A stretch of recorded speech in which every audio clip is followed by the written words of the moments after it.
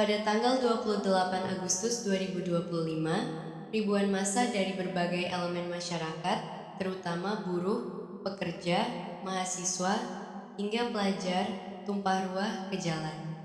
Di Jakarta, titik konsentrasi utama ada di kawasan gedung DPR, MPR RI, dan Istana Negara. Tidak hanya di ibu kota, aksi serupa berlangsung serentak di hampir seluruh provinsi Indonesia mulai dari Bandung, Surabaya, Makassar, Medan, Palembang, hingga kota-kota kecil yang sebelumnya jarang disentuh oleh gerakan buruh.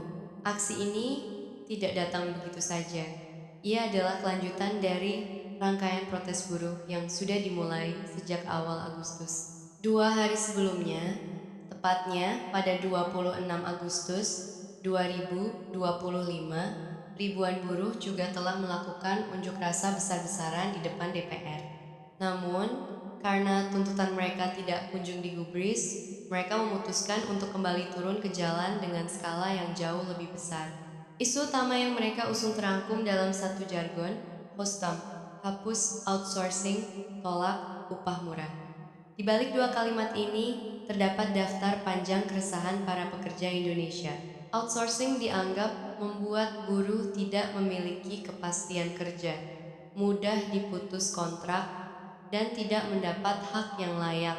Sementara soal upah murah, para buruh menilai bahwa pemerintah selalu bersembunyi di balik dalih stabilitas ekonomi, namun justru mengorbankan kesejahteraan para pekerja.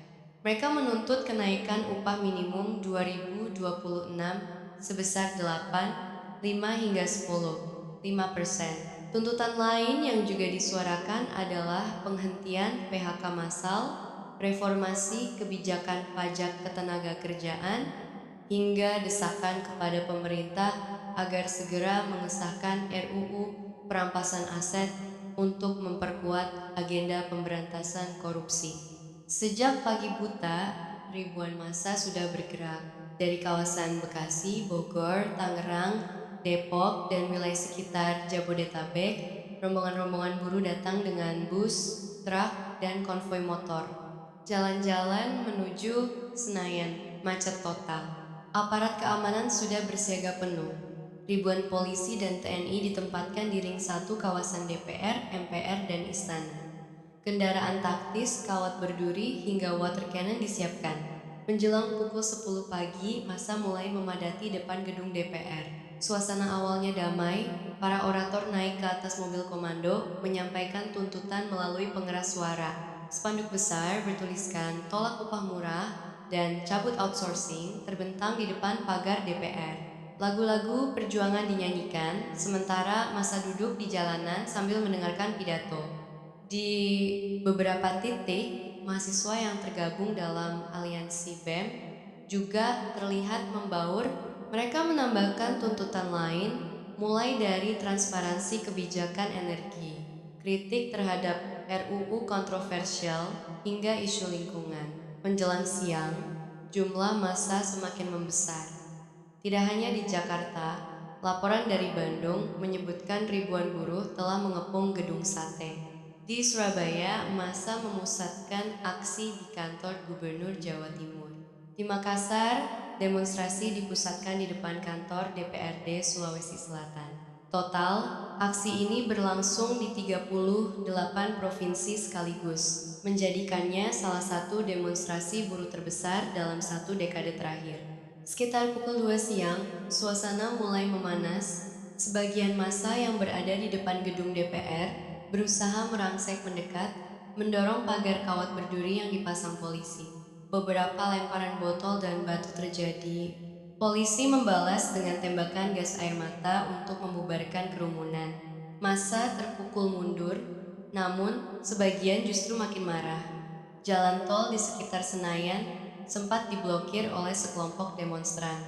Akibatnya, akses lalu lintas di ruas tol dalam kota lumpuh. Transportasi umum ikut terdampak, KRL dan MRT di sekitar Tanah Abang, Palmerah, hingga Sudirman mengalami gangguan operasional karena area terlalu berbahaya untuk dilewati. Penumpang yang ingin pulang kerja sore itu terjebak di stasiun, menambah kepadatan di tengah situasi panas. Kejadian tragis terjadi menjelang malam. Di tengah kekacauan, saat masa dibubarkan, seorang pengemudi ojek online bernama Afan Kurniawan, 21 tahun, meregang nyawa.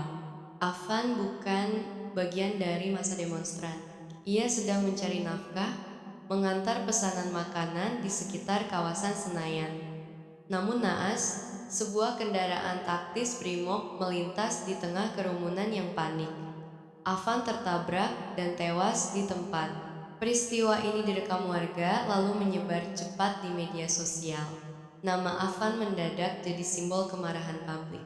Banyak yang menilai aparat terlalu represif dan korban sipil kembali berjatuhan di tengah aksi massa. Kematian Afan memicu gelombang solidaritas. Di dunia maya muncul sebuah istilah yang viral, kode 1312. Istilah ini merujuk pada singkatan bahasa Inggris ACAB yang artinya All Cops Are Bastards. Ribuan warganet mengubah foto profil mereka, memasang tagar Justice for Afan dan menggaungkan kritik tajam kepada kepolisian. Bahkan mural-mural dengan kode 1312 mulai bermunculan di beberapa kota, menandakan perlawanan simbolik masyarakat terhadap tindakan aparat. Kericuhan yang terjadi pada malam 28 Agustus membuat situasi semakin sulit dikendalikan. Gas air mata ditembakkan hingga ke pemukiman warga di sekitar Selipi dan Palmerah. Warga yang tidak ikut aksi ikut terkena dampaknya. Banyak anak kecil dan orang tua mengalami sesak napas. Rumah sakit terdekat melaporkan lonjakan pasien dengan iritasi mata dan gangguan pernapasan. Di sisi lain, sebagian demonstran menyalakan api dari ban bekas, membakar spanduk, dan menutup akses jalan. Suasana Jakarta malam itu mencekam. Namun, aksi ini tidak hanya berhenti di Jakarta. Keesokan harinya, solidaritas semakin meluas. Di Bandung, mahasiswa ITB dan Unpad bergabung dengan buruh melakukan long march dari kampus menuju gedung sate. Di Surabaya, massa bentrok dengan polisi ketika mencoba menerobos kantor gubernur. Di Medan, aksi blokir jalan membuat arus transportasi lumpuh. Di Makassar, aparat sempat menembakkan water cannon untuk membubarkan mahasiswa yang melempari kantor DPRD dengan batu. Bahkan di kota-kota seperti Yogyakarta, Malang, hingga Kendari, aksi serupa berlangsung dengan tensi tinggi. Reaksi publik pun beragam. Sebagian besar mendukung perjuangan buruh, menilai bahwa tuntutan mereka sangat relevan dengan kondisi hidup masyarakat yang makin sulit. Harga kebutuhan pokok terus naik, sementara upah stagnan. Banyak buruh kehilangan pekerjaan akibat otomatisasi dan relokasi pabrik ke luar negeri. Pemerintah dianggap tidak berpihak kepada rakyat kecil. Namun, ada pula pihak yang mengkritik cara aksi ini dilakukan. Mereka menilai aksi besar-besaran justru merugikan masyarakat luas, terutama pengguna jalan dan pekerja harian yang aktivitasnya lumpuh akibat blokade jalan dan gangguan transportasi. Peristiwa ini juga menarik perhatian internasional. Sejumlah serikat buruh di Malaysia, Jerman, dan Australia menyuarakan solidaritas mereka melalui pernyataan resmi. Foto-foto aksi di Jakarta tersebar di media internasional menyoroti bagaimana negara dengan ekonomi terbesar di Asia Tenggara masih menghadapi gejolak besar di sektor ketenaga kerjaan. Investor asing disebut mulai khawatir dengan stabilitas politik dan sosial Indonesia. Di dalam negeri, gelombang kritik diarahkan pada pemerintah dan DPR. Tokoh-tokoh buruh seperti Said Iqbal menyatakan bahwa pemerintah harus segera meninjau ulang kebijakan upah minimum dan regulasi outsourcing. Sementara itu, DPR diminta segera mengagendakan revisi UU Ketenagakerjaan yang dianggap merugikan pekerja. Namun, hingga akhir Agustus, respons resmi dari pemerintah belum mampu meredakan amarah publik. Alih-alih, aparat keamanan justru memperketat pengamanan di ibu kota, memunculkan kekhawatiran bahwa aksi serupa akan terus berlanjut. Hingga kini, Demo 28 Agustus 2025 dikenang sebagai salah satu momen terbesar dalam sejarah gerakan buruh Indonesia. Bukan hanya karena jumlah massa yang begitu besar, tapi juga karena tragedi yang merenggut nyawa seorang warga biasa yang seharusnya tidak pernah menjadi korban